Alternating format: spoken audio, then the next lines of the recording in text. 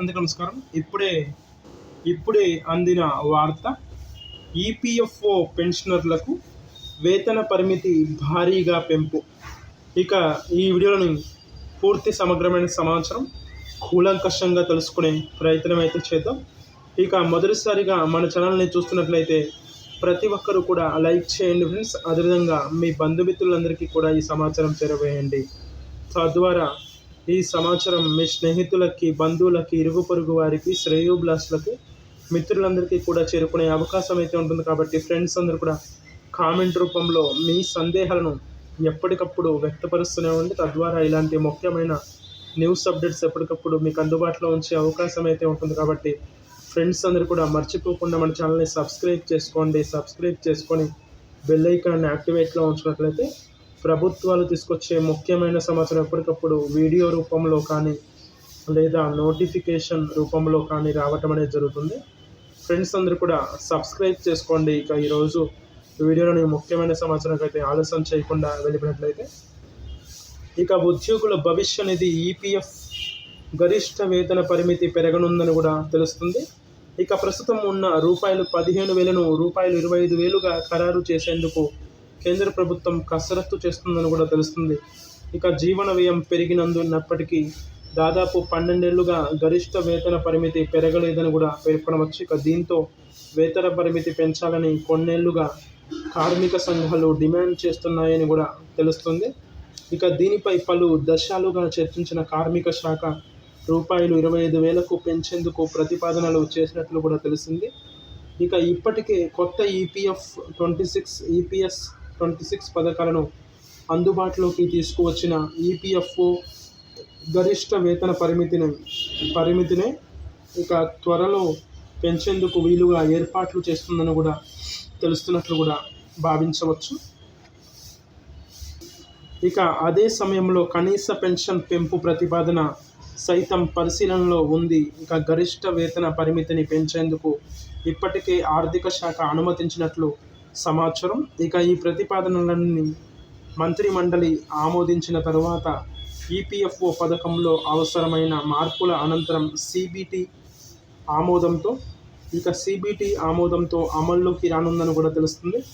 ఇక ఈ పెంపు అమల్లోకి రావడానికి కొంత సమయం పడుతుందని ఈపీఎఫ్ఓ వర్గాలు, కార్మిక సంఘాలు పేర్కొంటున్నాయని కూడా తెలుస్తుంది. ఇక వేతన జీవులకు లాభమిలా. ఇక గరిష్ట వేతన పరిమితి రూ25,000కు పెరిగితే ఉద్యోగి పీఎఫ్ ఖాతాల్లో జమయ్యే నిల్వ పెరుగుతుందని కూడా చెప్పుకోవడంలో ఎలాంటి నిస్సందేహం లేదని కూడా పేర్కొనవచ్చు. ఇక గతంలో రూ15,000 ఉన్నప్పుడు ఉద్యోగి వేతనం నుంచి 12% చొప్పున రూ1,818 జమ అయ్యేవి అని కూడా తెలుస్తుంది. ఇక రూ25,000 మీద 12% చొప్పున జమ అయ్యే మొత్తం రూ3,000కు పెరగనుందని కూడా తెలుస్తున్నట్లు కూడా సమాచారం. ఇక ఉద్యోగితో సమానంగా యజమాని 12% మొత్తాన్ని ఉద్యోగి ఈపీఎఫ్ ఖాతాల్లో జమ చేస్తారని కూడా పేర్కొనవచ్చు. ఇక ఇందులో 8.33% పింఛన్ నిధికి, మిగతా మొత్తం ఉద్యోగి పీఎఫ్ ఖాతాల్లో జమ అవుతుందని కూడా తెలుస్తుంది. ఇక గరిష్ట వేతన పరిమితి రూ25,000కు పెరగడంతో పదవి విరమణ తర్వాత చేతికి వచ్చే పెన్షన్ పెరుగుతుందని కూడా తెలుస్తున్నట్లు కూడా సమాచారం. ఇక ప్రస్తుతం తమాషా పద్ధతిలో పెన్షన్ లెక్కింపు జరుగుతుందని కూడా తెలుస్తుంది. ఇక ఈ పరిమితి పెంపు అమల్లోకి వచ్చినప్పటి నుండి పదవి విరమణ వరకు చేసిన సర్వీసును రూ25,000 వేతనంపై పెన్షన్ లెక్కిస్తారని కూడా తెలుస్తున్నట్లు కూడా సమాచారం. ఇక అదేవిధంగా 2014 నుంచి పెంపు అమల్లోకి వచ్చే తేదీ వరకు చేసిన సర్వీస్కు రూ15,000కు పైగా 15,000పై, అంతకుముందు సర్వీసుకు రూ6,500పై లెక్కింపు ఉంటుందని కూడా చెప్పుకోవడంలో ఎలాంటి నిస్సందేహం లేదని కూడా పేర్కొనవచ్చు. ఇక ఈ 3 మొత్తాలను కలిపి తుది పెన్షన్ ఖరారు చేస్తారని కూడా భావించవచ్చు. అయితే పెన్షన్ లెక్కింపు ఫార్ములా, గరిష్ట పెన్షన్ అర్హత, వేతనం ఖరారులో ఏమైనా మార్పులు జరిగితే ఆ మేరకు పెన్షన్పై ప్రభావం ఉంటుందని కూడా తెలుస్తున్నట్లు కూడా సమాచారం.